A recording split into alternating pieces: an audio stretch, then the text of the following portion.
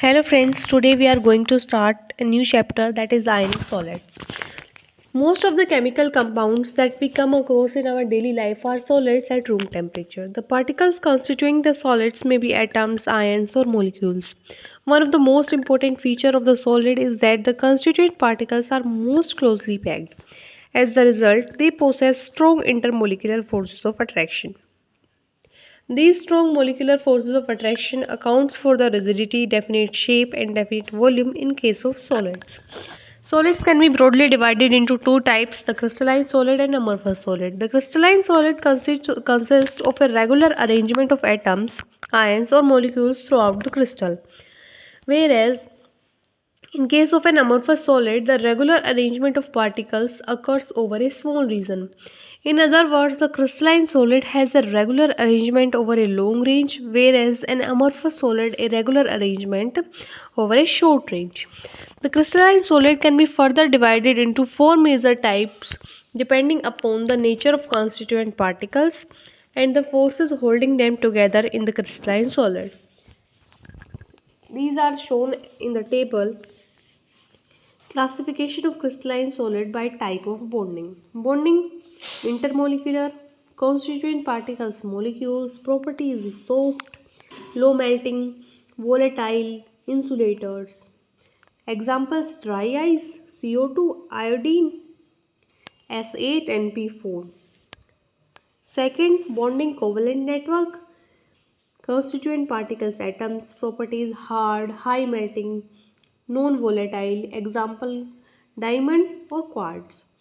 Bonding metallic, constituent particle positive ions and electrons, properties variable in hardness and melting point, good conductors.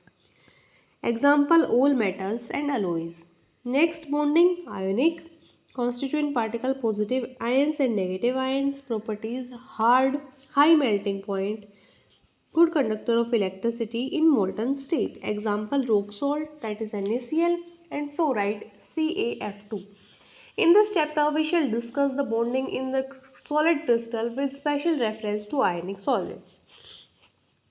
An ionic bond is formed by the complete transfer of one or more valence electron of an atom to the other atom so that the both of the atom acquire the stable electronic configuration of the nearest noble gas. The compounds formed by this process of complete transfer of electrons are called ionic compounds. The atoms that loses the electron to form positively charged ion is called cation, and the atom that gains the electron to form a negatively charged ion is called anion. Thus, an ionic bond is formed between the two oppositely charged ions, that is between the cation and anion, due to the electrostatic forces of attraction. The compounds containing the ionic bonds are called ionic compounds. So next page. The electrostatic force F between the oppositely charged ions is governed by the Coulomb's law. It is proportional to the products of two charges Q1 and Q2 and inversely proportional to the square of the distance between them r square. And the formula becomes F is directly proportional to Q1 into Q2 by r square. This is known as inverse square law, and it is important to note that the force F is not depend upon the mass of the ions but depend upon the charges of ion. When the distance between the oppositely charged ion is very small, the attractive forces are balanced by the repulsive forces, which arises due to the interaction between the nuclei as well as the electron of the two species. In brief, the electrostatic forces of attraction which holds the oppositely charged ions together is known as ionic or electrovalent bond. The ionic bonds are formed by the elements that readily forms ions. Thus, metals in group 1, alkali metals, and group 2, alkaline earth metals, readily forms positively charged ions, cations, whereas the non-metal of group 16, 17 readily form negatively charged ions, that are anions. In addition, cations can also be formed by some of the group 13 elements such as aluminium, A3 positive, as well as the transition metals. High atomic number of elements of group 14 such as tin and lead also forms cation. Example Sn2 positive, Pb2 positive, and Sn4 positive, and Sn4 sorry Pb4 positive. In group 15, the nitrogen can form an anion N3 negative, a nitride ion. Ionic crystals are composed of an arrangement of infinite ions.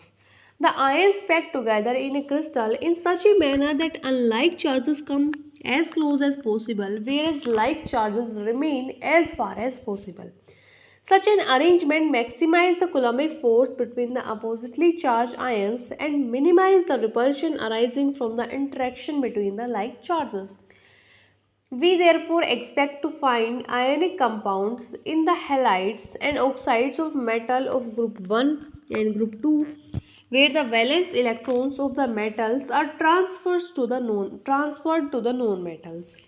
It is important to mention that lithium ion forms the ionic compounds with nitride ion, lithium nitride Li3N.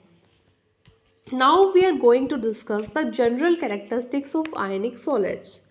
The properties of ionic solids are different from the covalent solids. Some of the characteristic properties of ionic solids are described below. Crystalline nature. Ionic solids are crystalline in nature. X-ray studies reveal that the ionic solids do not exist as a molecule but consist of ion with opposite charge. Ions are arranged in a regular pattern. Each ion in the crystal is surrounded by a fixed number of oppositely charged ions. This fixed number is called coordination number. The arrangement of ions in the different ionic solids is different. For example, in sodium chloride, each Na positive ion is surrounded by 6 chlorine ion and each chloride ion is surrounded by 6 Na positive ions. Second, hardness. Ionic solids are hard. The hardness of ionic solid is due to the strong electrostatic forces of attraction between the oppositely charged ions. Hardness in ionic solid increase with decrease in the interionic distance and increase in the ionic charge, as shown in the table. Property, internuclear distance and hardness. Examples are given: lithium fluoride, sodium fluoride, magnesium oxide, calcium oxide, strontium oxide and barium oxide. The internuclear distance of lithium fluoride is 203, sodium fluoride 231, magnesium oxide 203, calcium oxide 240, strontium oxide 256 and barium oxide 277. And the hardness of the given ionic solids is 3.3, 3.2, 6.5, 4.5, 3.5 and 2.8. These are the examples. An inspection of the table 4.1 reveals that the lithium fluoride and magnesium oxide have same interionic distance of 203 picometer. However, magnesium oxide is more harder because higher charge in magnesium oxide compared to the lithium fluoride. Similarly, NaCl and CAS have nearly the same internuclear distance 280 picometer, but CAS is more harder than NaCl because of the high charge on the ions in CAS. In case of alkaline earth metal oxides MO, the interionic distance increases in the group from magnesium to barium, although the ions are doubly charged. One can predict the oxide with the minimum interionic distance should be hardest and one with the maximum interionic distance should be least hard. High melting and boiling points. Ionic solids have relatively high melting and boiling points. Ionic solids have high melting and boiling point because of the strong electrostatic interactions between the cation and anion. As the result, a large amount of energy is needed to overcome the interionic attraction to break the crystal lattice. This accounts for higher melting and boiling points. The melting and boiling points of ionic solids depend upon the electrostatic force of attraction between the oppositely charged ions. The larger the electrostatic force of attraction, higher is the melting point. The magnitude of forces of attraction depend upon the charges on ions as well as ionic radii of the ions. In other words, the closer the ions in the crystal, larger is the attractive force and higher will be the melting point.